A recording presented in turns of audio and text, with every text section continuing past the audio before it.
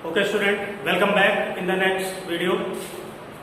Lesson है आपका what, where, how and when, SST का है और इसका एक वीडियो मैं आपको भेज चुका हूं। ये नेक्स्ट वीडियो है और सीक्वेंस पर है। तो इसमें हम देखेंगे कि मनुस्क्रिप्ट, इंस्क्रिप्शन, आखिर इन सोर्सेस के माध्यम से हम हिस्ट्री को कैसे जानते हैं। तो आइए देखें। और ये आपकी हेडिंग है finding out about the past. इसमें देखें, reading the books we can find out about past that were written long ago. Books पढ़ करके भी हम अपने इतिहास के विषय में जानकारी प्राप्त कर सकते हैं। These books are called manuscript और इन्हीं को ही मनुस्क्रिप्ट कहा जाता है। अब मनुस्क्रिप्ट जो मनु मीन्स होता है हैंड, यानी सेल्फ हैंड, और स्क्रिप्ट मीन्स लिखना, किसी चीज को लिखना। तो मनुस्क्रिप्ट यहां पर हुआ कि अपने हाथ के द्वारा लिखी गई चीज या कुछ उसके जो है तथ्य। Because they were written by hand, और वो अपने हाथे के द्वारा ही लिखा जाता। These were written on palm leaves, और ये एक स्पेशल एक जो है पेड़ हुआ करता था, उसी के पत्तों पर ये लेखन होता था। क्योंकि प्राचीन काल में हमारे पास ना तो कोई कागज या पेपर इस प्रकार का कुछ भी नहीं हुआ करता था, तो पेड़ के पत्तों पर ही लेखन की क्रिया को स्थापित किया जाता था। और ऑन द स्पेशली, और विशेष रूप से prepared bark of a tree known as the वर्क which grows in the Himalaya. और ये जो पेड़ थे जिनकी छाल स्पेशल रूप से जो है उनको प्रिपेयर किया जाता था और उस पर भी लेखन कार्य किया जाता था। और ये पेड़ स्पेशली कहां पाए जाते थे? हिमालयस में। इंस्क्रिप्शन, अब इसको देखें। इंस्क्रिप्शन क्या है? The inscription are writings on relatively hard surfaces such as stone और मेटल। अब ये मनुस्क्रिप्ट से एकदम अलग है, क्योंकि मनुस्क्रिप्ट जो है पत्तों पर लिखी जाती थी या स्पेशल बार्क पर लिखी जाती थी, लेकिन ये इसका जो है सरफेस कैसा, मतलब हार्ड है, स्टोन पर या फिर मेटल पर।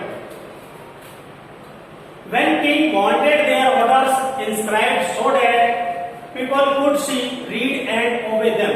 और जब उस क्षेत्र का राजा ये चाहता था कि लोग बाग मेरी सूचनाओं से अवगत हो जाएं, उसको ये मतलब समझ जाएं, तो उसके पास एक ही वे था कि वो स्टोन पर या मतलब मेटल पर सारी चीजें अपनी इंफॉर्मेशन को इंस्क्राइब जो है करवाता था, जिससे लोग उसको देखें और उसको जो है पढ़े समझें और फिर उसके आदेश का पालन जो है करें।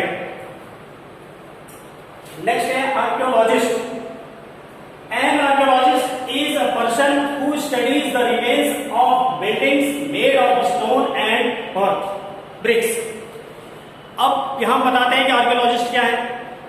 अगर ये आर्कियोलॉजिस्ट ही नहीं होते तो शायद हिस्ट्री की बुक्स हम न पढ़ पाते, क्योंकि इन लोगों का काम ही है कि हिस्ट्री की चीजों को खोजना और हमारे सामने रखना।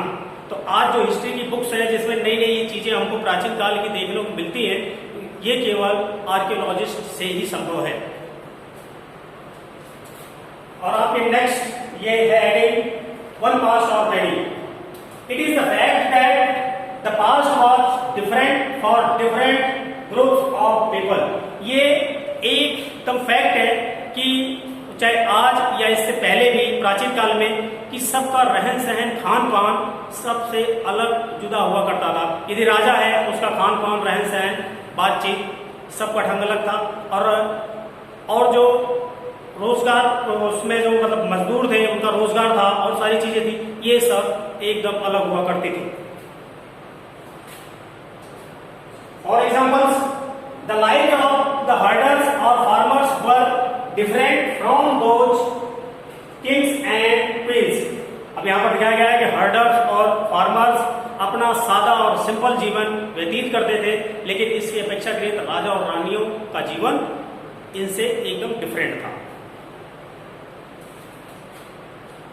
अब नेक्स्ट आइडिया है आपके व्हाट डू डेट्स मीन। आखिर डेट का मतलब क्या होता है और डेट को हम उसका मतलब कैसे निकालते हैं।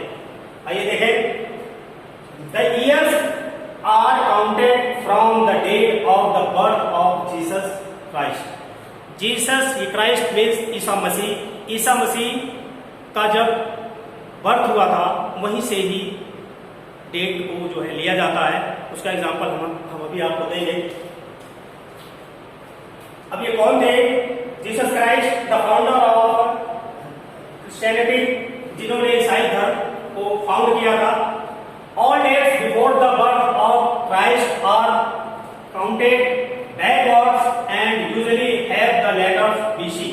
और इनके जन्म के पहले जो डेट है उसको हम पीछे की तरफ जो काउंट करते हैं।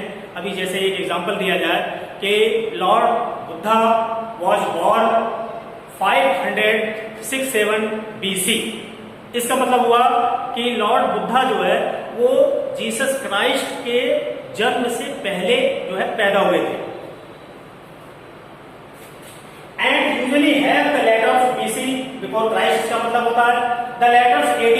इसका मतलब हुआ anno domini, means that everything has happened after the death of Jesus Christ. और जब डेट देखते हैं कि अगर किसी भी डेट या सन के सामने लिखा होता है AD, तो उसको ये माना जाता है कि ये जीसस क्राइस्ट के मृत्यु के बाद की घटनाएं घटित हुई है। जैसे एक example, Mahatma Gandhi was born in 1869 AD। तो इसका मतलब ये माना जाए कि जीसस क्राइस्ट की मृत्यु के बाद में महात्मा गांधी का जन्म हुआ था। Okay students, all of you thanks. Meet in the next video.